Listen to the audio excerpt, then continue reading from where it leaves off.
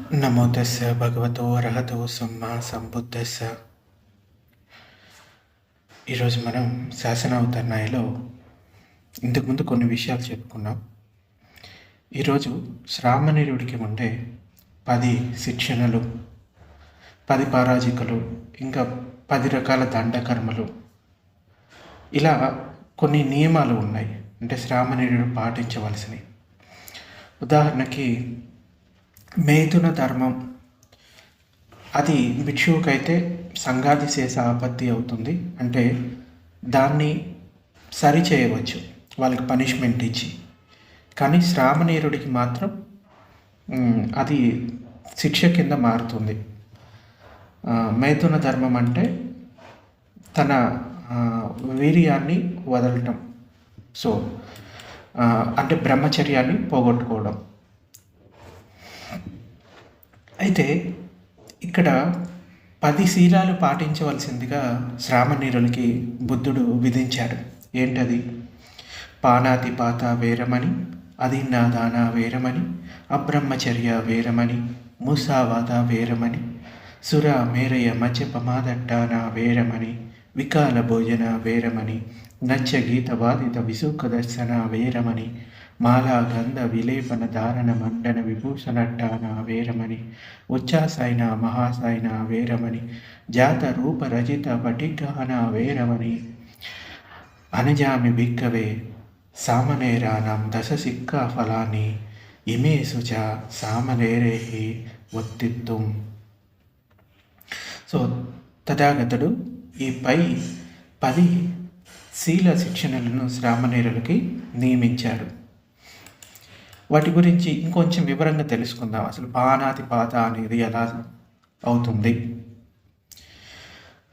పానాతిపాత వేరమని అనేది మొదటిది. అంటే జీవుల్ని చంపడం, హింసించడం, ఇంకా ఇతరుల చేత హింసింప చేయడం, చంపించడం, ఈ పనులను విరమించుకోవడమే పానాతిపాత వేరమని. చంపబడింది జంతువై ఉండాలి. అంటే ఈ పానాతిపాత ఎప్పుడు అవుతుందంటే, ఏదైతే శరీరంతో చంపబడుతుందో, అంటే ఎవరైతే చంపుతారో ఆ చంపబడేది జంతువై ఉండాలి, ప్రాణం ఉన్నదై ఉండాలి. ఇంకా జంతువు అని తెలిసి ఉండాలి. జంతువు అంటే మనిషి కూడా ఒక రకంగా దాని కిందకే వస్తారు కాబట్టి జీవి అయ్యి ఉండాలి.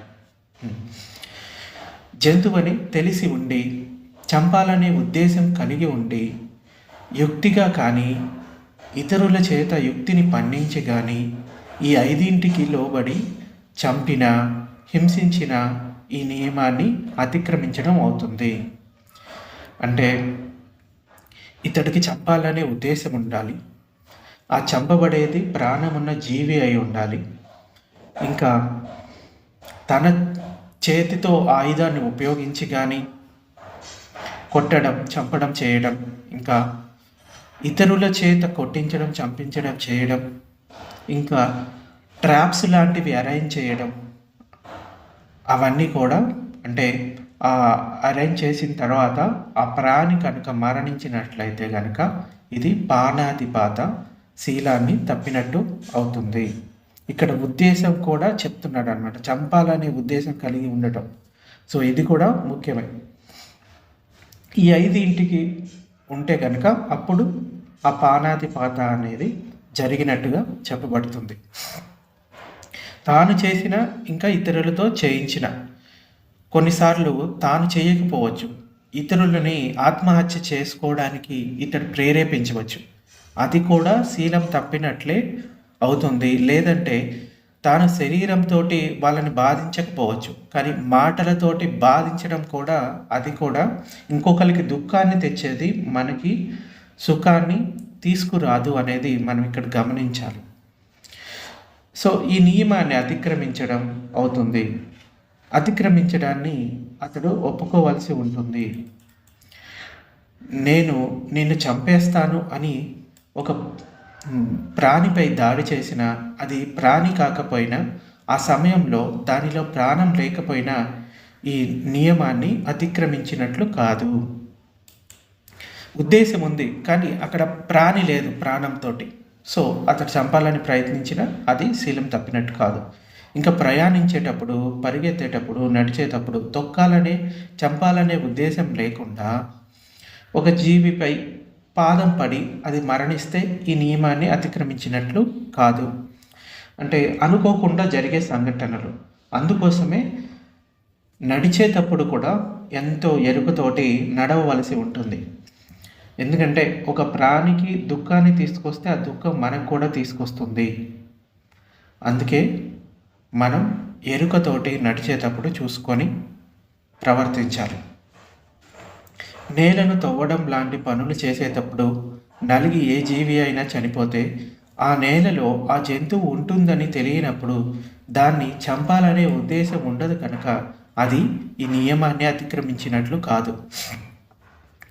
ఉదాహరణకి భిక్షువులు నేలను తవ్వడం కానీ తవ్వించడం కానీ చేయకూడదు. ఎందుకంటే దాంట్లో కొన్ని ప్రాణులు ఉంటాయి కదా, అవి చనిపోవడానికి అవకాశం ఉంటుంది. ఆ రీజన్ తోటి ఈ నేలను తవ్వించడం చేయకూడదు.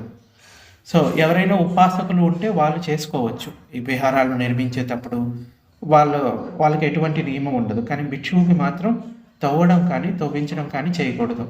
కానీ ఆల్రెడీ తవ్విన దాన్ని కొంచెం కదపడం కానీ దాన్ని సరి చేయడం కానీ చేయవచ్చు. అది కూడా అతడికి తెలియకుండా అక్కడ ఏదో ప్రాణి ఉంది కానీ అతడికి తెలియదు, అది కదిలించడంతో చనిపోయింది అనుకో, అక్కడ చంపాలనే ఉద్దేశం లేదు కాబట్టి అది శీలాన్ని అతిక్రమించినట్లు కాదు. ఒక జంతువుని చంపాలనే ఉద్దేశం లేకుండా దాన్ని భయపెట్టడానికి లేదా పారద్రోలడానికి దాని ఆయు పట్టుపై అంటే క్రింది భాగంపై కొట్టినప్పుడు అది చనిపోతే అది కూడా ఈ నియమాన్ని ఉల్లంఘించినట్లు కాదు. అంటే చంపాలనే ఉద్దేశం లేదు, కేవలం దాన్ని కొంచెం భయపెట్టడానికి ఏదో చేశారు, అనుకోకుండా అక్కడ ఏదో తగిలి అది చనిపోయింది అంటే అది కూడా నియమాన్ని ఉల్లంఘించినట్లు కాదు.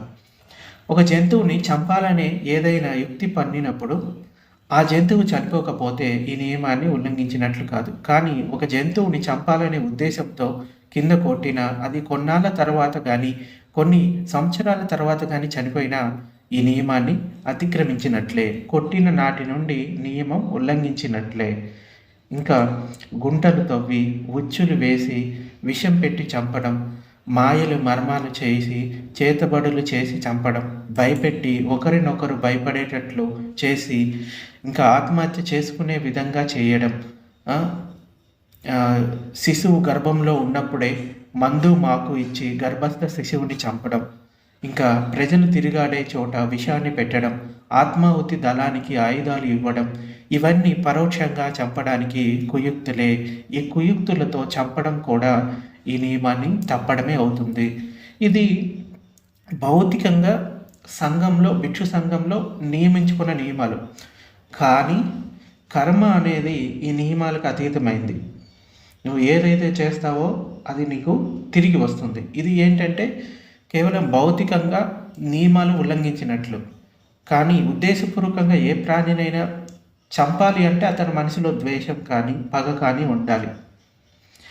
అది లేకపోతే కొత్త సంస్కారాలు అనేవి ఏర్పడవు. అంటే అర్హంతులకి కొత్త సంస్కారాలు ఏర్పడవు. వాళ్ళు ఉద్దేశపూర్వకంగా ఏ ప్రాణిని చంపడం కానీ హింసించడం కానీ చేయరు. సో అప్పటి వరకు మనం ఏదైతే కర్మ చేస్తూ ఉంటామో దాని ప్రతిఫలాన్ని పొందుతూనే ఉంటాము. అందుకే కాస్త జాగ్రత్తగా ఎరుకతోటి ఎప్పుడు బయటికి వెళ్ళినా లేకపోతే ఎవరి మీదైనా మనకి ఈ ద్వేషం పగ ఉన్న వాటన్నిటిని పక్కన పెట్టాలి. లేకపోతే అది మనల్ని ఇంకొన్ని జన్మల వరకు తీసుకొని పోతుంది. రెండవది అదిన్నాదాన వేరమని. అదిన్నాదాన అంటే ఇవ్వని దానిని తీసుకోకపోవడం, అంటే ఇవ్వని దాన్ని తీసుకోవడం అని అర్థం. అదిన్నాదాన అంటారు దీన్నే. తీసుకోవాలనే కోరికతో, దొంగిలించాలనే ఉద్దేశంతో ఏ సొమ్మునైనా ఎవరి సొమ్మునైనా యజమాని ఇవ్వకుండా తీసుకునేటట్లు చేసినా అది అదిన్నాదానం అవుతుంది. దీన్ని విరమించడం అదిన్నాదాన వేరమని శీలమవుతుంది. అదిన్నాదానకు 5 విషయాలు వర్తిస్తాయి. సొమ్ము పరులదై ఉండి సొమ్ము పరులదని తెలిసి ఉండి దొంగలించాలనే ఉద్దేశం కలిగి ఉండి దొంగిలించాలనే కుయుక్తి పన్ని, అంటే ఏదో ఒక ఆలోచన చేస్తాడు దాన్ని దొంగిలించడానికి, ఇతరులచే కుయుక్తిగా దొంగిలించే విధంగా చేసిన అది నా దానం అవుతుంది. అంటే తాను దొంగతనం చేయకపోయినా ఇతరులకి ప్రేరేపిస్తాడు, అది దొంగతనం చెయ్యండి. అంటే ఉదాహరణకి ఒక భిక్షువుకి అయితే కనుక ఏదైనా ఒక వస్తువుని, అంటే దానికి ఒక విలువ ఉంటుంది అనమాట. 1/4 గోల్డ్ కాయిన్ విలువ ఉండే ఏ వస్తువైనా కానీ దాన్ని దొంగిలించాలనే ఉద్దేశంతో దాన్ని పట్టుకున్నాడు, మళ్ళీ అక్కడే పెట్టాడు అంటే కూడా అది శీలాన్ని తప్పినట్లే అవుతుంది. లేదు, దొంగలించాలనే ఉద్దేశం లేదు, కేవలం ఇక్కడి నుంచి ఇక్కడికి జరపడానికి, అక్కడి నుంచి తీసి ఇంకో చోట పెట్టడానికి, వేరొకరికి ఇవ్వడానికి, అంటే జస్ట్ అందించడానికి అట్లా తీస్తే ప్రాబ్లం లేదు. దొంగిలించాలనే ఉద్దేశం అతడు కలిగి ఉండి, సో అది ఇతరులది సొమ్ము అయి ఉంటే గనక, అంటే దానికి యజమానులు వేరే వాళ్ళు ఉంటే గనక అది దొంగతనం కిందికి వస్తుంది. ముఖ్యంగా భిక్షువులు ఇవ్వని వస్తువు ఏది కూడా స్వీకరించరు. అంటే వాళ్ళకి ఆహార పదార్థాలు అయితే చేతికి ఇవ్వకుండా అది స్వీకరించరు. ఏవైనా మామూలు ఫిజికల్ వస్తువులు అనుకోండి, ఎలక్ట్రానిక్ గ్యాడ్జెట్స్ కానీ, లేకపోతే టూత్పేస్టు, లేకపోతే సమ్ ఆయిల్స్, వాళ్ళు ఉపయోగించుకునే మెడిసిన్, ఈ కొన్ని, అంటే మెడిసిన్, ఫుడ్ చేతికి ఇవ్వాల్సి ఉంటుంది. మిగిలిన పెన్స్, బుక్స్ వాళ్ళకి చేతికి ఇచ్చినా లేకపోతే వాళ్ళకి దగ్గర పెట్టినా అది తీసుకోవచ్చు. కానీ ఫుడ్ ఐటమ్స్ మాత్రం కంపల్సరీ చేతికి ఇవ్వాల్సి ఉంటుంది, అప్పుడే దాన్ని స్వీకరించాలి. లేదంటే కనుక మీరు సంవత్సరం తర్వాత వచ్చినా కానీ ఆ వస్తువుని ఆ భిక్షువు ఉపయోగించుకోడు.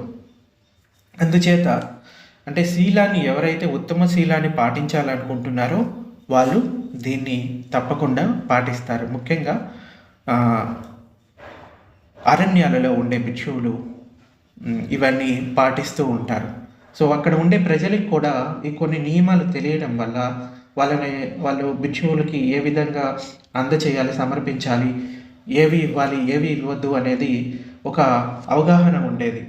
సో ఇక్కడ కూడా కొత్తగా ఎవరైనా ఉపాసకులు ఉంటే వాళ్ళు కూడా ఈ కొన్ని విషయాలు, కొత్త విషయాలు తెలుసుకోవచ్చు. ఇంకా యజమాని సొమ్మును వదిలివేసినప్పుడు, ఆ సొమ్ము ఎవరికి చెందనప్పుడు దాన్ని తీసుకుంటే ఈ నియమాన్ని తప్పినట్లు కాదు. దేన్నైనా తనదనుకొని యజమాని ఎవరూ లేరని నమ్మి దాన్ని తీసుకుంటే ఈ నియమాన్ని ఉల్లంఘించినట్లు కాదు. ఏ వస్తువునైనా తిరిగి ఇచ్చి వేయాలనే ఉద్దేశంతో, ఇంకా దాని యజమాని అలా తీసుకోవడానికి అభ్యంతరం తెలుపబడిని బాగా నమ్మి ఉండి ఆ వస్తువుని తీసుకుంటే ఈ నియమం అతిక్రమించినట్లు కాదు. అంటే ఇంట్లో పిల్లలు ఉంటారు, లేకపోతే పెద్దవాళ్ళు ఉంటారు, వాళ్ళ వస్తువులు మరి అంటే వాళ్ళ వస్తువులకి వాళ్ళే యజమాని ఉంటారు కదా, మరి వాళ్ళ పిల్లల వస్తువులు తీసుకున్నప్పుడు ఈ నియమం తప్పినట్లు కాదా అంటే, ఎవరి వస్తువు అయితే మీరు తీసుకుంటున్నారో వాళ్ళకి ఈ వస్తువు తీసుకోవడం వల్ల మీ మీద ఒక నమ్మకం ఉంటుంది కదా, ఆ నమ్మకం పోనట్లయితే కనుక, నమ్మినట్లయితే ఈ వస్తువు తీసుకోవడం వల్ల వాళ్ళకి ఎటువంటి ఇబ్బంది లేదనుకో, దాన్ని తీసుకోవడం వల్ల ఈ నియమాన్ని అతిక్రమించినట్లు కాదు. ఇంకా ఏ వస్తువునైనా ఇవ్వాలనే ఉద్దేశంతో తీసుకున్నప్పుడు ఆ వస్తువు పగిలిపోయి లేదా చెడిపోయి తిరిగి ఇవ్వడానికి పనికి రాకపోతే, ఆ వస్తువు ఉన్న చోటు నుండి కదిలించబడితే అది నియమాన్ని తప్పినట్లే అవుతుంది. అంటే కొంతమంది కొన్ని వస్తువులు తీసుకుంటారు కానీ తిరిగిచ్చే ఉద్దేశంతో తీసుకోరు. అటువంటప్పుడు అది చెడిపోయి కానీ పగిలిపోయి కనుక దాన్ని రిటర్న్ ఇస్తే కనుక అది శీలాన్ని తప్పినట్లే అవుతుంది. ఒకవేళ పగిలిన దాన్ని మరలా ఉన్న చోటే ఉంచిన అది దొంగతనం కిందకే వస్తుంది. దొంగతనం అనేది అనేక విధాలుగా చేయబడుతుంది. 25 విధాలుగా క్రమశిక్షణ గ్రంథాల్లో మనకి దొంగతనాన్ని వివరించారు. అవి భిక్షువులకి ఎక్కువగా తెలిసి ఉంటాయి, బట్ ఈ గృహస్థుల విషయంలో అంత తెలుసుకోవాల్సిన అవసరం లేదు. వాళ్ళు ఏంటంటే ఆ వస్తువు వేరే యజమానిది అయితే కనుక దాన్ని అడగకుండా తీసుకొని ఉపయోగించకూడదు. ఒకవేళ ఉపయోగించినా తిరిగి ఇచ్చేటప్పుడు ఏ విధంగా అయితే తీసుకున్నారో ఆ విధంగా ఇవ్వాల్సి ఉంటుంది. ఇంకా ఈ శీలం అతి సూక్ష్మమైనది. తెలియని తనంతో కొందరు ఇది దొంగతనం కాదులే అని దొంగతనం చేస్తూ ఈ నియమాన్ని ఉల్లంఘిస్తూ ఉంటారు. ఒక భిక్షువు ఈ విషయంలో పరుల ధనం పట్ల ఎంతో జాగ్రత్తగా వ్యవహరించాలి. 25 పద్ధతులను జాగ్రత్తగా శ్రద్ధగా అధ్యయనం చేయాలి. ఇంకా తన వస్తువు పోయిందని లేదా దొంగలించబడిందని యజమాని ఎప్పటికీ కనిపెట్టలేకపోయినా తెలుసుకోలేకపోయినా ఆ వస్తువుని తీసుకోవడం నియమాన్ని తప్పినట్లే అవుతుంది. మోసంతో ఒకరి ఆస్తికి యజమాని అవ్వడం కూడా ఈ నియమాన్ని తప్పినట్లే అవుతుంది. భయపెట్టి బెదిరించి ఒకరి సొమ్ము తీసుకోవడం, తిరిగి ఇవ్వాలనే ఉద్దేశం లేకుండా బదులు తీసుకోవడం, అంటే ఏదైనా డబ్బు తీసుకున్నారు, అది మళ్ళీ తిరిగి ఇచ్చే ఉద్దేశం లేదు, తిరిగి ఇవ్వలేదు అంటే అది కూడా దొంగతనం కిందకే వస్తుంది. ఇచ్చిన సొమ్ముకు తప్పుడు తూకాలతో తప్పుడు కొలతలతో తక్కువ సరుకు ఇవ్వడం, మరమ్మతులు చేసి మెరుగుపెట్టిన సరుకుకి కొత్త వస్తువుల ధరలు తీసుకోవడం, పాడైన సరుకులకి మంచి సరుకు రేటు తీసుకోవడం, బంగారం, వెండి, నవరత్నాలు మొదలుగా గల వస్తువుల అమ్మకంలో నకిలీ వాటిని అసలుగా నమ్మించి అమ్మడం, నకిలీ మందులు అమ్మడం, తప్పుడు గుప్త వ్యాపారాలలో డబ్బులు సంపాదించడం, మంచి సరుకుకి దొంగ డబ్బు ఇవ్వడం, ఇవన్నీ దొంగతనం కిందికే వస్తాయి. వీటిలో ఏది చేసినా ఆ నియమాన్ని నీరుగార్చినట్లే. ఉదాహరణకి లంచం తీసుకోవడం దొంగతనం కిందికే వస్తుంది. ఇంకా ట్యాక్స్ కట్టకపోవడం దొంగతనం కిందికే వస్తుంది. ఇంకా ఎప్పుడైనా ట్రాన్స్పోర్ట్లో వెళ్ళేటప్పుడు ఆ గూడ్స్కి పేమెంట్ చేయకపోతే అది కూడా దొంగతనం కిందికే వస్తుంది. ఇతరుల సొమ్ముని నష్టపరిచినా అది దొంగతనం కిందికే వస్తుంది. కొందరు తమకు హాని చేసిన వాని సొమ్ము, ఇంకా తమకు నష్టపరిచిన వాని సొమ్ము, మోసం చేసిన వాని సొమ్ము ప్రతీకారంతో అవకాశం చూసి కాజేస్తారు. ఇది కూడా నియమాన్ని ఉల్లంఘించడమే అవుతుంది. అంటే కొంతమంది ఇలా అనుకుంటారు, నేను ఇక్కడి నుంచి డబ్బు దొంగతనం చేసి ఇంకొకరికి సాయం చేస్తాను. కానీ విషయం ఏంటంటే అది కూడా నియమాన్ని ఉల్లంఘించినట్లే అవుతుంది, దొంగతనం కిందికే వస్తుంది. నష్టం నీకు సంబంధించినది. నష్టానికి కారణం నీ తెలివి తక్కువ, నీ పారమితల లేకపోవడమే. అంటే నీ లోపల ఈ పుణ్యపారమితలు లేకపోవడమే, మంచి గుణాలు లేకపోవడమే. కనుక పరుల సొమ్మును తీసుకునే స్వేచ్ఛ నీకు లేదు. సొమ్ము యజమాని ఇవ్వకుండా ఏ కారణమైనా సరే తీసుకుంటే అది ఈ నియమాన్ని ఉల్లంఘించినట్లే అవుతుంది. ఒకసారి వాడిన తపాలా బిళ్ళలు అంటే స్టాంప్స్ మళ్ళీ వాడటం, టికెట్ లేకుండా బస్సుల్లో రైల్లో ప్రయాణం చేయడం, తక్కువ తరగతి టికెట్లో ఎక్కువ శ్రేణి తరగతి రైలు పెట్టెలో ప్రయాణించడం, ఇంకా మోటార్ బండ్లకు ట్యాక్స్ కట్టకుండా నడపడం, ఇవన్నీ ఈ నియమాన్ని ఉల్లంఘించడమే అవుతుంది. ఇంకా ఇవన్నీ శ్రామణీయుడు జాగ్రత్తగా అవగాహన చేసుకొని ఏదైనా వస్తువు తీసుకునే ముందు నేను ఏ ఉద్దేశంతో తీసుకుంటున్నాను, ఆ ఉద్దేశం ఉందంటే కనుక దొంగతనం చేసే ఉద్దేశం, దాన్ని ముట్టుకోకపోవడమే మంచిది. ఉదాహరణకి అసలు ఈ దొంగతనం అనేది ఎందుకు చేస్తారు? మనిషిలో లోభం ఉన్నప్పుడు దొంగతనం చేస్తాడు. లోపం అంటే అన్నీ అతనికే కావాలి, ఎంత ఉన్నా కానీ సరిపోదు, ఇంకా కావాలి కావాలి అనే అత్యాశ ఉన్నప్పుడు ఇది చేస్తారు. ఆ వస్తువులు వచ్చినా కానీ అతడు సంతృప్తి చెందడు. ఎందుకంటే అసలు మార్చుకోవాల్సింది అతడు లోపల ఉన్న ఈ అత్యాశను తీసేయాలి. అది చేయకుండా బయట విషయాలను ఎన్ని చేస్తూ పోయినా కానీ అది ఎప్పటికీ తీరదు.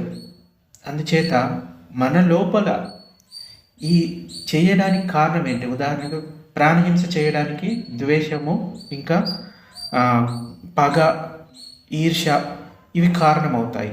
అలాగే దొంగతనం చేయడానికి లోభము, అత్యాశ ఇవి కారణమవుతాయి. సో ఆ కారణాన్ని తెలుసుకోవాలి. అసలు మన మనసులో ఇవన్నీ కలగడానికి కారణం ఏంటి?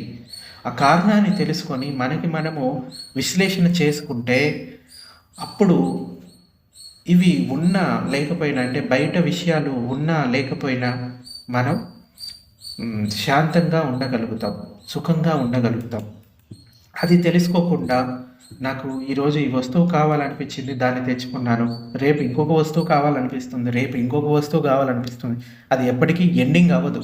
నిజానికి వస్తువుల వల్ల కాదు నువ్వు సంతోషపడేది, అది నీ మనసులో ఉన్న ఆ అత్యాశ అది ఇంకా చేయమని ప్రేరేపిస్తూ ఉంటుంది.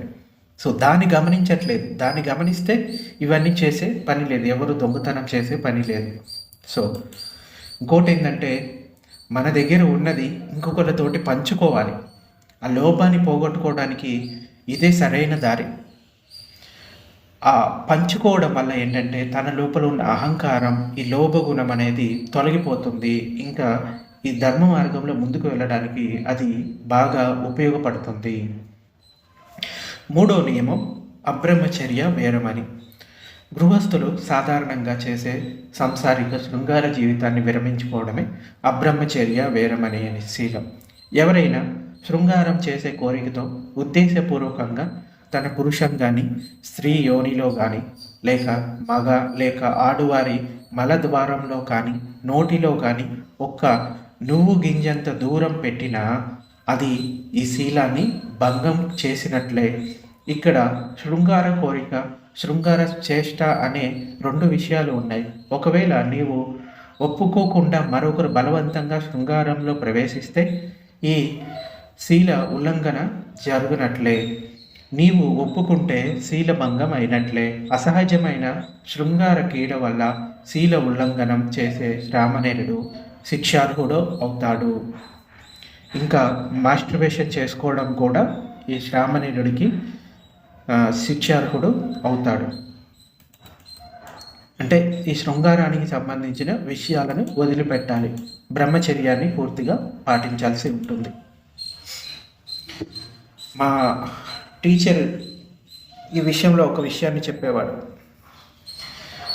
కొత్తగా వచ్చిన శ్రామణేరులు స్నానం చేసేటప్పుడు కూడా లుంగీ లాంటిది కట్టుకొని స్నానం చేయడం, ఈవెన్ శరీరాన్ని రుద్దుకునేటప్పుడు కూడా ఆ పురుషాంగాన్ని ముట్టుకోకుండా స్నానం చేయడం. ఎందుకంటే కొన్నిసార్లు కొత్తగా వచ్చిన వాళ్ళకి ఈ గృహస్థ ఆలోచనలు ఇంకా ఉంటాయి కాబట్టి ఆ స్పర్శ వల్ల ప్రేరేపితం అవ్వడానికి అవకాశం ఉంటుంది. కాబట్టి సో తనని తాను గమనించుకోవడమే. ఇది కూడా అంతే, మనసులో కామపు ఆలోచన వచ్చింది కాబట్టి అతడు ఈ సంభోగం అనేది చేయడానికి అవకాశం ఉంటుంది.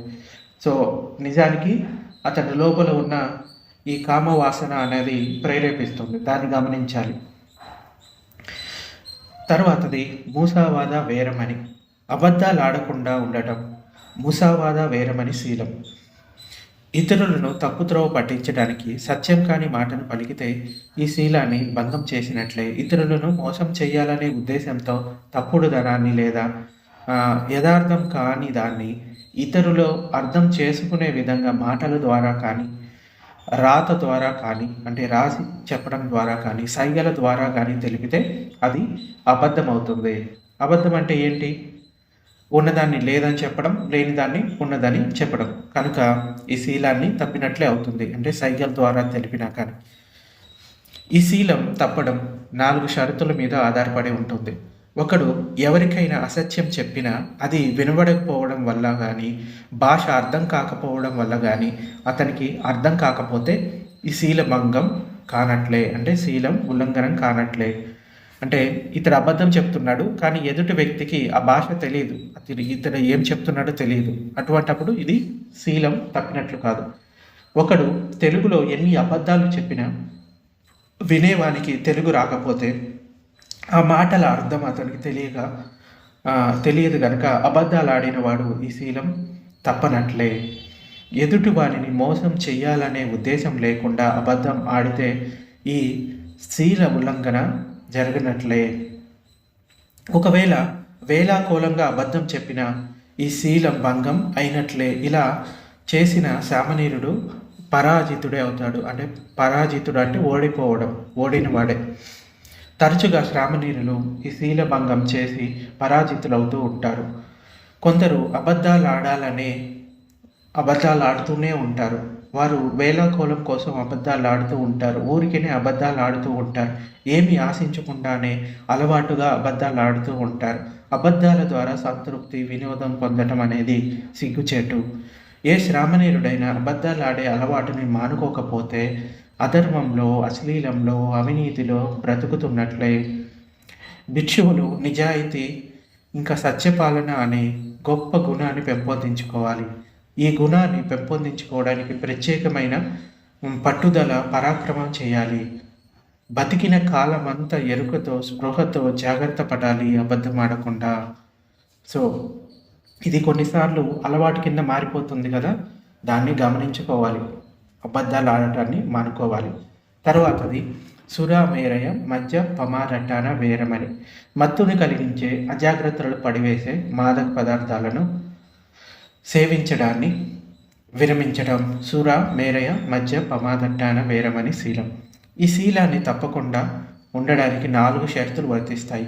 ఏ పదార్థం, ఏ ద్రవం మత్తును కలిగిస్తుందో, అజాగ్రత్తను కలిగిస్తుందో ఆ పదార్థాన్ని, ద్రవాన్ని తినరాదు, తాగరాదు, తాగడానికి ప్రయత్నించరాదు. శరీరంలోకి మత్తుని ప్రవేశింపనీయరాదు.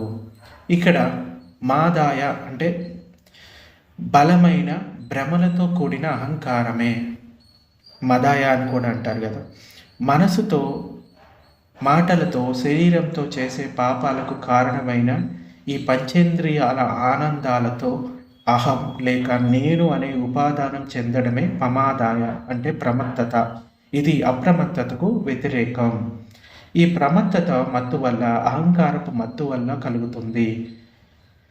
చిన్న మంచు బిందువంత మాదక ద్రవ్యాన్ని అంటే సారా కానీ, మద్యం కానీ, డ్రగ్స్ కానీ, ఏవైనా మత్తును కలిగించే పదార్థాలు సేవించిన అది మత్తుని, ప్రమత్తతను కలిగిస్తే ఈ శీలం తప్పినట్లే అవుతుంది. ప్రమత్తతను, మత్తును కలిగించే నల్ల మందుల వంటి పదార్థాలు కూడా సురామేరయ కిందికే వస్తాయి. ఉపసంపన్న భిక్షువు ఈ మాదక ద్రవ్యాలను రహస్యంగా సేవించిన, ఉద్దేశపూర్వకంగా సేవించిన దోషం కిందికే వస్తుంది. ఈ శీలాన్ని తప్పినట్లే అవుతుంది. కానీ సామాన్యుని విషయంలో ఉద్దేశపూర్వకంగా ఎరుకతో సేవిస్తేనే ఈ శీలం భంగమైనట్లు. ఒక్కలు, పొగాకు మత్తును కలిగించే తత్వం కలవే కానీ కాయాన్ని, శరీరాన్ని భంగపరిచేంత స్పృహ తప్పించలేవు. కనుక కొన్నిసార్లు కిల్లీలు అవి ఉంటాయి కదా, ఆకు వక్క తీసుకోవడం అది శీలం తప్పినట్లు కాదు.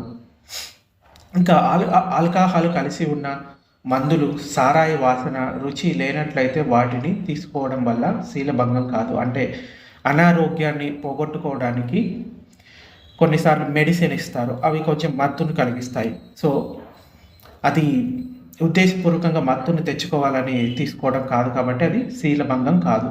మత్తును కలిగించని సారాయి వాసనతో ఉన్న అతిగా పండిన ఫలాలను రోగ నివారణకు తీసుకుంటే శీలభంగం కాదు. తర్వాతది వికాల భోజన వేరమని. వరి అన్నం, కూరగాయలు, పాయసం, పండ్లు మొదలగు ఘన పదార్థాలను మధ్యాహ్నం తర్వాత భుజించడం అనేది వికాల భోజనం కిందికి వస్తాయి. అంటే ఉదయం సూర్యోదయం కొన్నిసార్లు 5:30కి అవుతుంది, 6కి అవుతుంది. సూర్యోదయం నుంచి మిట్ట మధ్యాహ్నం వరకు ఆహారాన్ని తీసుకోవచ్చు భిక్షువు, ఈవెన్ శ్రామణేర కూడా. ఆ తర్వాత కనుక భుజించినట్లే ఈ శీలాన్ని తప్పినట్లు అవుతుంది. అలా వికాల భోజనాన్ని విరమించుకోవడానికి ఈ శీలాన్ని పాటించటం. భిక్షువులకి యావకాలిక భోజనం అనుమతించబడింది, అంటే ఉదయం మాత్రమే భుజించడం. బుద్ధుడు కానీ, భిక్షు సంఘం కానీ తొలి సంధ్య తర్వాత మిట్ట మధ్యాహ్నం లోపలే భోజనాన్ని భుజిస్తారు. ఈ సమయం తర్వాత ఎప్పుడు భుజించినా అది వికాల భోజనం కిందికి వస్తుంది. 4 విధాలుగా భోజన పదార్థాలను, పానీయాలను ఈ శీలం కింద విభజించారు. యావకాలిక, యామకాలిక. యావకాలిక అంటే పొద్దున మాత్రం తీసుకునే, యామకాలిక అంటే రోజంతా తీసుకోదగినవి. తర్వాతవి సప్తాహకాలిక అంటే 7 రోజులు మాత్రం తీసుకోదగినవి. యావజీవిక అంటే జీవితాంతం తీసుకోదగినవి. యావకాలిక భోజన పదార్థాల విభాగానికి చెందిన వాటిని వికాలంలో అంటే అకాలంలో అంటే మధ్యాహ్నం తర్వాత భుజిస్తే ఈ శీలాన్ని భంగపరిచినట్లే.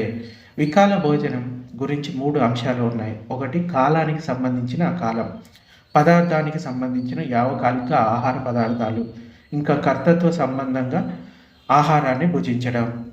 ఈ శీలపన సరిగ్గా జరగాలి అంటే కాలానికి సంబంధించిన సూర్యోదయం, మధ్యాహ్న కాలాన్ని గురించి చక్కగా తెలుసుకోవాలి. అంటే సూర్యోదయం ఎప్పుడవుతుంది, ఇంకా మిట్ట మధ్యాహ్నం ఎప్పుడవుతుంది అనేది సమయాన్ని తెలుసుకోవాలి. ఇంకా సూర్యోదయానికి ముందు తూర్పున ఎర్రని వెలుతురు వచ్చినప్పుడు తొలి సంధ్య వేళ వినయం ప్రకారం రోజు అనేది అప్పుడు స్టార్ట్ అవుతుంది. తొలి సంధ్యలో మొదలవుతుంది. సరైన వేళను నిర్ణయించే విషయంలో ఆచార్యుల మధ్య భేద అభిప్రాయాలు ఉన్నాయి. ఎందుకంటే ఇన్ని గంటలు ఇన్ని నిమిషాలకు సూర్యుడు ఉదయిస్తారని ఖచ్చితంగా నిర్ణయం చేయడం కష్టమే. ఆయా ఋతువుల్లో ఈ సంధ్యాకాలం ముందు వెనుకలు వస్తూ ఉంటుంది. మామూలుగా ఉదయం 5 గంటల నుండి 5:30 అంటే 5:30 నిమిషాల మధ్య తొలి సంధ్య ఉదయిస్తూ ఉంటుంది. కనుక అప్పటి నుండి మిట్ట మధ్యాహ్నం మధ్య భోజనం చేయాలి. తొలి సంధ్యకు ముందు తినడం శీలభంగం అవుతుంది. తొలి సంధ్య వెలుగు ఉదయాన్ని ఆకాశం వంక చూసి నిర్ధారించుకొని తినవలసి ఉంటుంది. మధ్యాహ్నం గడియారంలోని 12 గంటల వేలను మిట్ట మధ్యాహ్నంగా నిర్ణయించుకోవచ్చు. అయితే రాత్రి పగళ్ళ విడివి ఋతుకాలాన్ని బట్టి కొంతకాలం దీర్ఘంగాను కొంతకాలం తక్కువగాను ఉంటుంది. ఒక్కోసారి పగలు దీర్ఘంగాను అంటే 12 గంటల సమయం కంటే ఎక్కువగాను, ఒక్కోసారి రాత్రులు దీర్ఘంగాను ఉన్న సమయంలో పగలు 12 గంటల సమయం కన్నా తక్కువగాను ఉండటం జరుగుతుంది. కనుక మిట్ట మధ్యాహ్న కాలాన్ని గడియారంలోని 12 గంటల వేళగా నిర్ణయించడం సరికాదు. పంచాంగకర్తలు ఋతుకాలాన్ని బట్టి సూర్యోదయ సూర్యాస్తమయాల గడియారం వేళలతో నిర్ణయిస్తారు. కొన్ని రోజుల్లో మిట్ట మధ్యాహ్నం 12 గంటల వేళకు కొన్ని నిమిషాలు ముందుగా వస్తుంది. కొన్ని రోజుల్లో 12 గంటల వేళకు కొన్ని నిమిషాల తర్వాత వస్తుంది. ఈ శీలాన్ని పాటించేవారు ఆ క్యాలెండర్ ప్రకారం నిర్ణయించిన రోజు యొక్క నిడివిని సగం చేసుకొని మిట్ట మధ్యాహ్నానికి ముందే భోజనం చేయాలి. మిట్ట మధ్యాహ్నం తర్వాత ఒక మెతుకు తిన్న అది ఈ శీలాన్ని భంగపరిచినట్లే. ఈ శీలం గృహస్థునికి భిక్షువుకి మధ్య ఎంతో నిర్ణయాత్మకంగా నిర్దేశించబడింది. కనుక దీన్ని తేలికగా తీసుకోకుండా ఎంతో ఇష్టంగా పాటించాలి. ఈ శీలాన్ని పాటించిన భిక్షువు చాలా తక్కువ స్థాయికి చెందినవాడు. అంటే మిట్ట మధ్యాహ్నం తర్వాత కూడా ఆహారాన్ని తీసుకునే భిక్షువు. ఇంకా నచ్చ గీత వాదిత విసుక దర్శన అంటే భిక్షువులు ఈ మధ్యాహ్నం వరకే తీసుకునేవి, ఇంకా రోజు మొత్తం తీసుకునేవి, 7 రోజుల పాటు తీసుకునేవి, ఇంకా జీవితకాలం తీసుకునేవి అని చెప్పుకున్నాం కదా. ఉదయం మాత్రం అంటే మిట్ట మధ్యాహ్నం వరకు తీసుకునేవి ఏ ఆహార పదార్థాలైనా తీసుకోవచ్చు. రోజు మొత్తం తీసుకునేది ఏవైనా పండ్ల రసాలను తీసుకోవచ్చు. 7 రోజులు తీసుకునేవి ఏంటంటే తేనె, నెయ్యి, బెల్లం, నూనె. సో ఇవి వెల్లుల్లిపాయ, ఇవి 7 రోజుల వరకు తీసుకోవచ్చు మెడిసిన్ కింద. జీవితకాలం తీసుకునేవి ఏంటంటే ఏవైనా మెడిసిన్ ఉన్నాయనుకో, పసుపు, ఉప్పు, ఇవన్నీ కొన్ని మెడిసినల్ వాల్యూస్ ఉంటాయన్నమాట. సో లేదంటే మామూలుగా ప్రిస్క్రైబ్ చేసిన మెడిసిన్, అవి జీవితకాలం ఉపయోగించుకోవడానికి అవకాశం ఉంటుంది. నచ్చ గీత వాదిత విసుక దర్శన వేరమని ఇంకొక విషయం చెప్పడం మర్చిపోయాను. భిక్షువులు మధ్యాహ్నం 12 తర్వాత ఎటువంటి ఆహార పదార్థాలను కానీ స్వీకరించడం జరగదు. కొన్నిసార్లు నా దగ్గరికి కొంతమంది వస్తూ ఉంటారు. వాళ్ళు మధ్యాహ్నం తర్వాత సాయంత్రం వస్తూ ఉంటారు. వాళ్ళు వచ్చేటప్పుడు సాధారణంగా ఎవరైనా భిక్షువుని కలిసేటప్పుడు ఏదైనా ఇవ్వాలని అనుకుంటారు. కొన్ని పండ్లు లేకపోతే ఏదో వస్తువులు తీసుకొస్తూ అంటే ఆహార పదార్థాలు తీసుకొని వస్తూ ఉంటారు. సాధారణంగా 12 తర్వాత భిక్షువు తీసుకోవడం అన్నది ఆహారాన్ని జరగదు. అలాగే ఇక్కడ కొన్నిసార్లు ఎవరైనా ఉపాసకులు భిక్షువుని కలవడానికి వెళ్ళినప్పుడు అది కేవలం ఉదయం మాత్రమే వాళ్ళకి ఇవ్వాల్సిన ఆహార పదార్థాలు పండ్లు కానీ ఇస్తే బాగుంటుంది. 12 తర్వాత స్వీకరించినట్లయితే కనుక అది ఆ భిక్షువుకి శీలాన్ని ఉల్లంఘించినట్లు అవుతుంది. ఇప్పుడు కొంతమంది ఉపాసకులు ఎంతో శ్రద్ధతోటి ప్రేమతోటి అవి ఇవ్వాలని తీసుకొస్తారు. ఒకవేళ నేను వాళ్ళ ఎదురుగానే ఈ నియమాన్ని చెప్పినట్లయితే కొన్నిసార్లు వాళ్ళు బాధపడుతూ వెళ్ళేవాళ్ళు అనమాట. ఇంకా కొన్నిసార్లు వాళ్ళని నొప్పించలేక అక్కడ పెట్టేసి వెళ్ళేవాళ్ళు. సో ఎవరైనా ఆ భిక్షువు దగ్గర ఉపాసకుడు ఉంటే గనక, లేకపోతే అసిస్టెంటో ఎవరైనా సామాన్యురా ఉంటే గనక వాళ్ళకి ఇవ్వచ్చు. లేదు ఒక్కరే భిక్షువు ఉన్నారంటే గనక ఆ భిక్షువుకి ఏవైనా పండ్లు ఇచ్చేటప్పుడు కానీ, ఆహారాన్ని ఇచ్చేటప్పుడు కానీ కేవలం ఉదయం 6 గంటల నుంచి మధ్యాహ్నం 12 గంటల వరకే ఇస్తే బాగుంటుంది. ఎందుకంటే అలా తీసుకోవడం అన్నది భిక్షు శీలాన్ని ఉల్లంఘించినట్లు అవుతుంది. అలాగని ఈ ఉపాసకుల శ్రద్ధని కూడా పోగొట్టలేం కాబట్టి ఉపాసకులు కూడా ఈ నియమాన్ని తెలుసుకొని ఉన్నట్లయితే కనుక అది భిక్షువులకు కూడా బాగుంటుంది. పండ్ల రసాన్ని ఇవ్వచ్చు రోజులో ఎప్పుడైనా, కానీ పండ్లను కూడా స్వీకరించడం జరగదు. ఏ రోజు ఆహారం ఆ రోజే భిక్షువు గ్రహించాల్సి ఉంటుంది. దాచుకునే ఉద్దేశం భిక్షువుకి ఉండకూడదు. ఈరోజు భిక్షాటనకి వెళ్ళాడు, ఈరోజు ఏదో కొంత ఆహారం దొరికింది, లేకపోతే ఎవరైనా ఈరోజు బంతే మీకు ఈరోజు నేను దానం ఇవ్వాలనుకుంటున్నాను అని వాళ్ళు ఆహారాన్ని కొంత తీసుకొచ్చారు. 12 ఆహారాన్ని తీసుకున్నాడు, ఇంకా ఆ రోజుకి అది అయిపోయింది. దాన్ని రేపటి కోసం దాచుకోవడం అనేది జరగదు. అది కూడా ఉడికించిన ఆహారాన్ని మాత్రమే భిక్షువు స్వీకరించాలి. విహారాలకు ఇచ్చేటప్పుడు మీరు అక్కడ ఉండే ఉపాసకులు కానీ శ్రామణీయులు ఎవరైనా ఉంటే కనుక వాళ్ళకి ఇవ్వచ్చు. అంటే విహారాల్లో ఉపాసకులు వండి వాళ్ళకి దానంగా ఇస్తారు కాబట్టి అక్కడ ప్రాబ్లం లేదు. కానీ ఒక్కరే భిక్షువు ఉన్నారు, అతడు కూడా భిక్షాటన మీద జీవిస్తూ ఉన్నారంటే కనుక, ఎందుకంటే భిక్షువులు వంట చేసుకోవడం అనేది బుద్ధుడు నిషేధించాడు. అది ఎందుకంటే ఉపాసకులకి ఇంకా భిక్షువులకి మధ్య ఒక సంబంధం అనేది ఉండాలి. అది ఎప్పుడు వస్తుందంటే భిక్షువులు భిక్షను స్వీకరించడం ద్వారా ఉపాసకులకి పుణ్యాన్ని పంచినట్లు అవుతుంది. ఇంకా ఉపాసకులు కూడా ఆ భిక్షువు దగ్గర ధర్మాన్ని నేర్చుకోవడానికి అవకాశం అనేది లభిస్తుంది. దీనివల్ల ఒక అంటే ఒక సంబంధం అనేది ఏర్పడుతుంది గృహస్థుడికి ఇంకా భిక్షువుకి. సో సాధారణంగా ఈ భిక్షువు విషయాలు చాలామందికి ఇక్కడ తెలియకపోవడం వల్ల కొన్ని కష్టాలు వస్తూ ఉంటాయి. అయినా కూడా ఎవరైనా ఉపాసకులు బాగా బౌద్ధాన్ని ఆచరించాలి అనుకునే వాళ్ళు కొన్ని విషయాలు తెలుసుకుంటే ఇంకా బాగుంటుంది అనేది ఆ ఉద్దేశంతో ఇవన్నీ చెప్తూ ఉన్నాను. ఎందుకంటే నేను చాలాసార్లు ఇలాంటి ఇబ్బందులు ఎదుర్కోవడం జరిగిందనమాట. సో ఉంటుంది.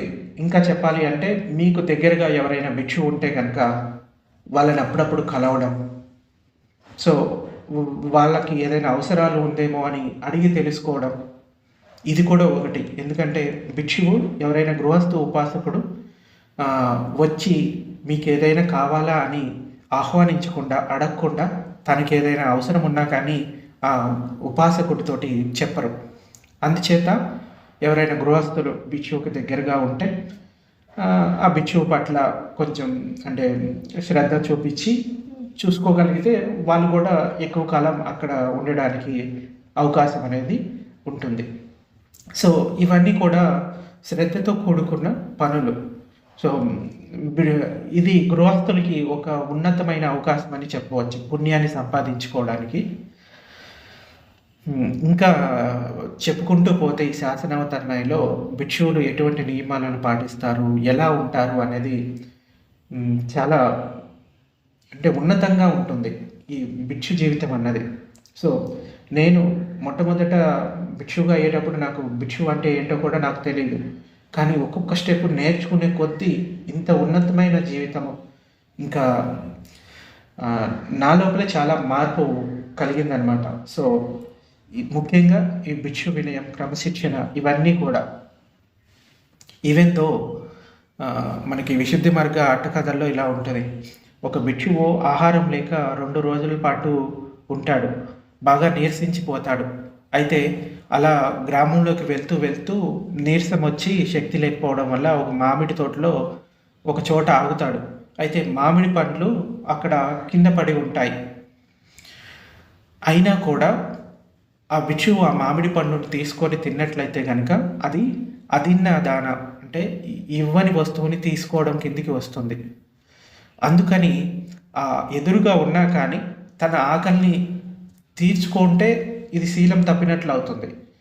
సో నేను నా శీలాన్ని ఉన్నతంగా పాటిస్తాను అని ఆ భిక్షువు దానిని ముట్టుకోకుండా అలాగే అక్కడే ఉండిపోయాడు. అయితే అటుగా వెళ్తున్న ఆ తోటమాలి చూస్తాడు. ఈ భిక్షువుని చూసి బాగా నీరసించిపోయి ఉండటం వల్ల ఆ పక్కనే ఉన్న కొన్ని మామిడి పండ్లు తీసుకొచ్చి ఆ ఉపాసకుడు అది జ్యూస్ లాగా చేసి ఆ భిక్షువుకి తాగిస్తాడు. తాగించిన తర్వాత ఇతను బాగా నీరసంతో ఉండటంతో ఆ ఉపాసకుడు ఆ భిక్షువుని భుజం పైన వేసుకొని కుటీరానికి తీసుకొని వెళ్తూ ఉండగా ఆ భిక్షువు తన లోపల ఈ విపశ్యన ధ్యానాన్ని మొదలుపెట్టాడు.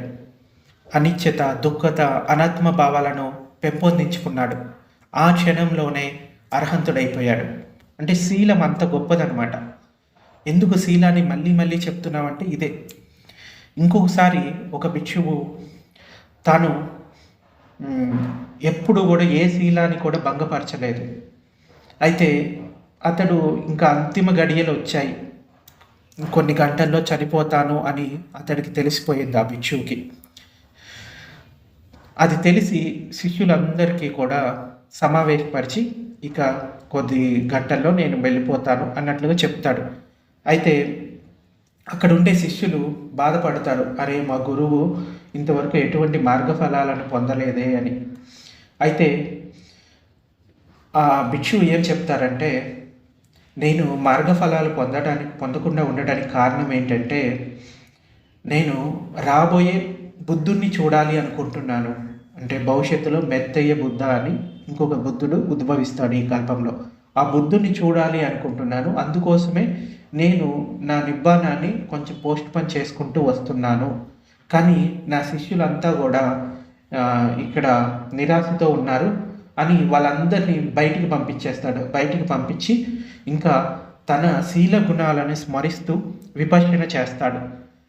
చిటిక వేసినంత సమయంలోనే అతడు అర్హంతుడవుతాడు. అంటే శీలం యొక్క గొప్పతనం అదనమాట. అందుకే ఈ శీలాన్ని జాగ్రత్తగా పాటించాలి అని మళ్ళీ మళ్ళీ చెప్పడం జరుగుతుంది.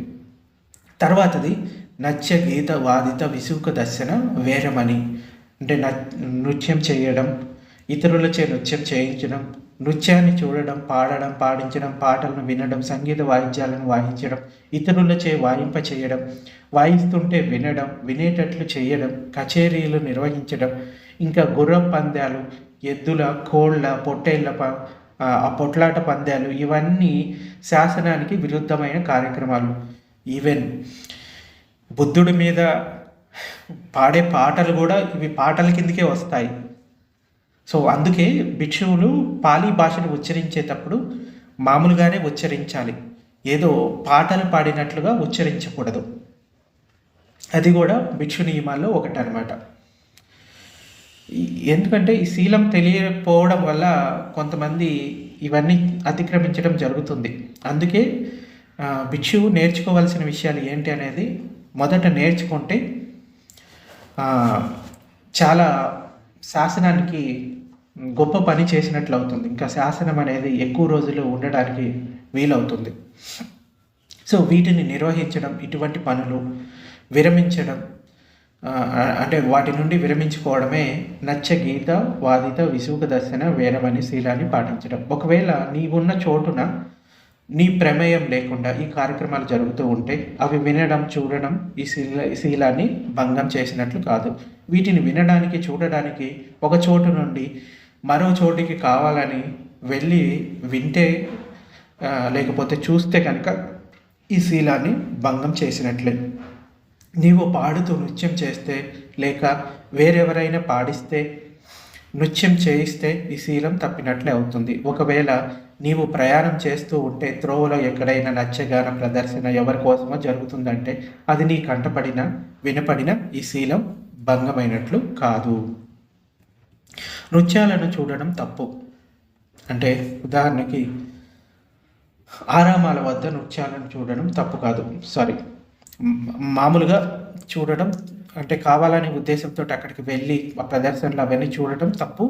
ఏదో ఆరామం ముందుగా ఏదో మ్యూజిక్ వెళ్తుంది లేకపోతే డ్యాన్స్ వెళ్తుంది అటువైపు చూసావంటే అది శీలం తప్పినట్టు కాదు. కానీ ఇవన్నీ ఎందుకు, మనసులో రాగాన్ని కలిగిస్తాయి కదా. సో ఈ ఇంద్రియాల్లో ఇంకా బంధించేస్తాయి. ఈ విషయాలన్నీ. కానీ ఒక ఆరామం నుండి మరో ఆరామానికి నృత్యం చూడడానికి వెళ్ళడం అనేది తప్పు. ఇది వినయ అట్ట కథల్లో చెప్పబడింది. బుద్ధుని గాథలైనా సరే, బోధనలైనా సరే వాయిద్య విశేషాలతో కానీ రాగ తాళ లయబద్ధంగా గానం చేస్తే ఈ శీలం తప్పినట్లే. బుద్ధ శాసనంలో సూక్తాలను, జాతక కథలను, గాథలను ఒక ప్రత్యేక బాణిలో వల్లవేస్తూ ఉంటారు. ఆ పద్ధతి పాడు చేసి వాటిని దీర్ఘంగా లాగి రాగాలతో పాడడం చేయకూడదు. అలా లాగి పలికితే అక్షరానికి మధ్య ఉండాల్సిన కొలత పాడైపోతుంది. ఇంకా సరమ్యన అనే ఒక ప్రత్యేకమైన ఆకర్షణీయమైన ప్రసాదభరితమైన సరళి ధమ్మదేశనంలో నడుస్తూ ఉంటుంది. అంటే ధమ్మ ఉపదేశంలో ఇది భిక్షువులకి అనుకూలమైనది. ధర్మదేశనంలో ఏ అక్షరాన్ని మింగకుండా వదిలిపెట్టకుండా ప్రతి అక్షరాన్ని ఎంతసేపు ఎంత స్పష్టంగా పలకాలో వివరిస్తూ 32 విధాల ఉచ్చారణ పద్ధతులను అట్టకథలో చెప్పడం జరిగింది. కానీ వాటి గురించి పూర్తి వివరాలు అందించే ఏ పుస్తకం కూడా ఇప్పుడు లేదు ప్రస్తుతానికి.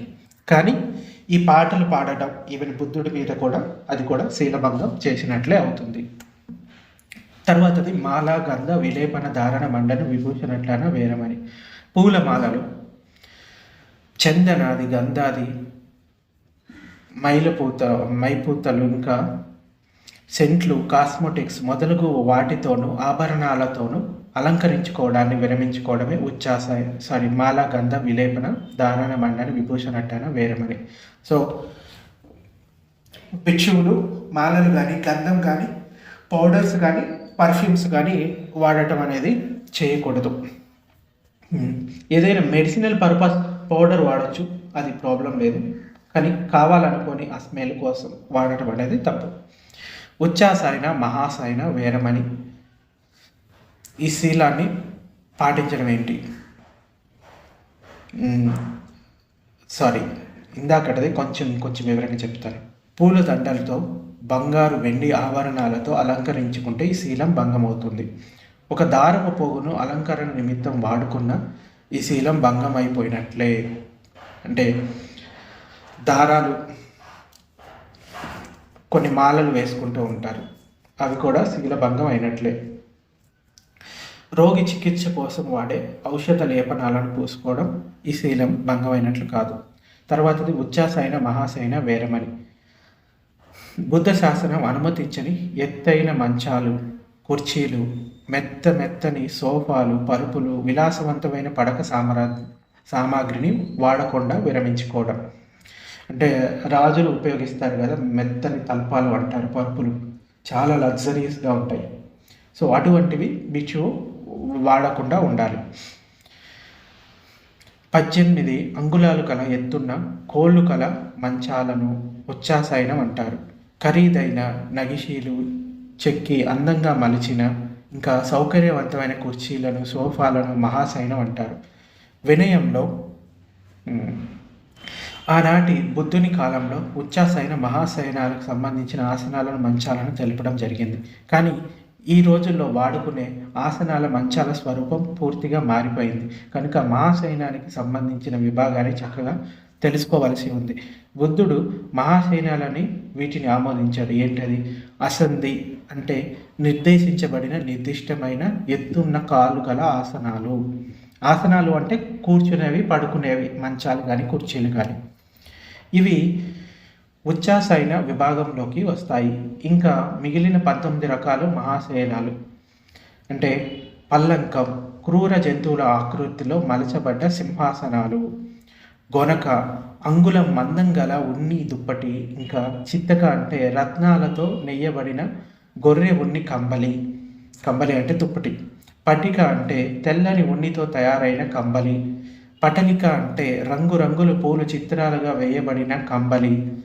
తులిక అంటే పత్తి, ఉన్ని కలిపి నేచిన చాపలు లేక తివాచీలు. వికతిక అంటే సింహాలు, పులుల వంటి క్రూర జంతువుల బొమ్మలతో గొర్రె ఉన్నితో నేచిన తివాచీలు. ఒకవైపు ఉద్దలోమి అంటే ఒకవైపు పేటంచు గల తివాచీలు. ఏకాంతలోమి అంటే 2 వైపుల పేటంచు గల తివాచీలు. ఇవన్నీ కూడా అప్పుడు గొప్పవిగా భావించేవారు. ఇక్కడ చేయాల్సింది ఏంటంటే ఏవైతే గొప్పవిగా భావిస్తారో వాటిని ఇక్కడ వాడకుండా ఉండటం. లేదు ఎవరైనా ఉపాసకులు ఈ భిక్షు సంఘానికి దానం ఇచ్చారు, లేకపోతే భిక్షువుకి దానం ఇచ్చారు అంటే కనుక అది ఉపయోగించుకోదగింది అయితే కనుక దాన్ని స్వీకరించవచ్చు. సో అందులో ప్రాబ్లం ఏం లేదు. కాకపోతే మరీ లగ్జరీ పడకల పైన పండుకోవడం అన్నది నిషిద్ధమైంది. కొన్నిసార్లు భిక్షువుకి ఇన్విటేషన్ వస్తుంది, ఏదో 5 స్టార్ హోటల్లో ఉంటుంది. సో అటువంటప్పుడు ఉన్నదాన్ని ఆ రోజుకి ఉపయోగించుకోవడంలో తప్పులేదు. అంటే ఇక్కడ ఎటువంటి ఉద్దేశంతో ఉపయోగించుకుంటున్నాం అన్నది ముఖ్యం అన్నమాట. తర్వాతది జాత రూప రజిత పటిగహన వేరమణి, బంగారం వెండి ఆదిగా గల ధన సంపదలను స్వీకరించడాన్ని విరమించుకోవడం. స్వీకరించకుండా ఉండడం అంటే దాదాపుగా చేతిలోకి కూడా తీసుకోకుండా ఉండటం. ఇంకా ఎవరో ఒకరు మీ ముందు కొన్ని బంగారు వెండి నాణాలను ఉంచి ఇవి మీ కొరకే అని చెప్పినప్పుడు మీరు వాటిని నిరాకరించకుండా మౌనంగా ఉన్నా కానీ ఈ శీలం తప్పినట్లే అవుతుంది. ఏదైనా ఒక ఆరామ సంబంధమైన అంటే ఆరామం కోసమై దాన్ని దానం చేసినప్పుడు ఆ వెండి బంగారాలను స్పృశించినప్పుడు ఈ శీలభంగం కాదు. లేదా ధనం వేరొకరిదై ఉండి తీసుకోవాలనే ఉద్దేశం లేకపోతే దానిని తాకినప్పుడు ఈ శీలభంగం కాదు. డబ్బు అనేది భిక్షువులకి అంటరానిది. శ్రామణీరులు అస్సలు దానిని తాకకుండా ఉంటేనే శ్రేయస్కరం. తాకే అవకాశం వారికి కలగదు కూడా, ఇవ్వబడదు. అయితే ఆరామాల్లో ఉపాసకులు మర్చిపోయిన వస్తువులను, సొమ్ములను, ధనాన్ని తిరిగి యజమానికి ఇవ్వాలనే ఉద్దేశంతో సురక్షితం చేయడం కోసం తాకడం అన్నది ఇక్కడ దోషం కాదు. సో ఇక్కడ ఒక విషయాన్ని నేను చెప్పాలి అనుకుంటున్నాను. ఏంటంటే భిక్షువు డబ్బులను తీసుకోవడం ఇంకొకరికి ఇవ్వమని చెప్పడం కూడా అది దోషం కిందకే అవుతుంది. వెండి బంగారాలను గ్రహించడం కూడా దోషం కిందకే వస్తుంది. మరి అలాంటప్పుడు మరి భిక్షువులు ఉండడానికి ఏదైనా నివాస స్థలం కావాల్సి వచ్చిందనుకో, అది ఎలాగా అంటే ఎవరైనా ఉపాసకులు ఈ భిక్షువు ఉండటం కోసమని ఏదైనా నివాస స్థలాన్ని ఏర్పాటు చేసి దాన్ని భిక్షువుకి కనుక దానంగా ఇచ్చినట్లయితే దాన్ని ఉపయోగించుకుంటారు ఉన్నంతకాలం. అంతే తప్ప భిక్షువు డబ్బు ఉపయోగించడం అనేది చేయకూడదు. అంటే శీలాన్ని భంగం చేసినట్లే అవుతుంది. ఇంకొకటి ఏంటంటే ఎవరైనా ఉపాసకులు ఆ బాధ్యతను తీసుకొని దాన్ని కంప్లీట్ చేసి భిక్షు ఉండడానికి కావాల్సిన విషయాలు చూసినట్లయితే కనుక అది శీలం తప్పినట్లు కాదు. అందుచేత ఈ డబ్బు విషయంలో భిక్షువు చాలా జాగ్రత్తగా ఉండాల్సి ఉంటుంది.